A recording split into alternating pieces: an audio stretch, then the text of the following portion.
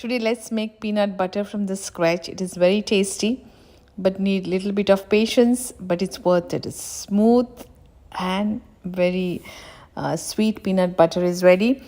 We have to start by roasting the peanuts. You can also get the peanuts roasted one from the store and make peanut butter out of it.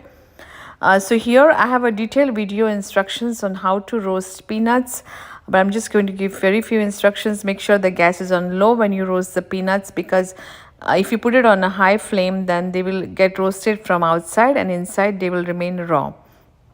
The skin will start separating out a little bit after you done roasting it. The flavor will change, the aroma will change, the color will change, so you will see all this. So once you're done roasting the peanuts, we need to remove the skin.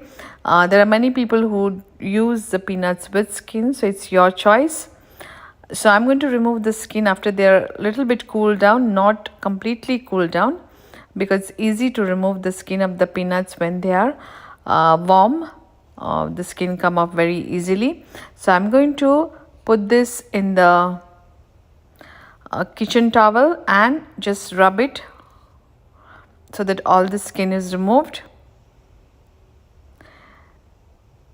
And there are different ways you can remove the skin. This is the way I like it. So now I'm going to separate out the skin.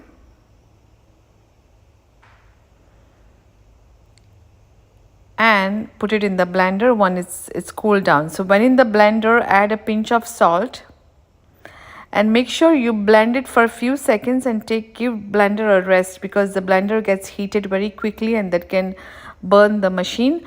So make sure you do it very slowly with patience. Scrape the peanut butter from the side every time you blend it. So initially put it in pulse mode and then you can slowly start blending it for like 30 seconds. Stop it, again start blending it. So this is the texture. If you want, I'll blend it few more times to get a very smooth texture. This has a little bit of crunchiness. This texture is also good.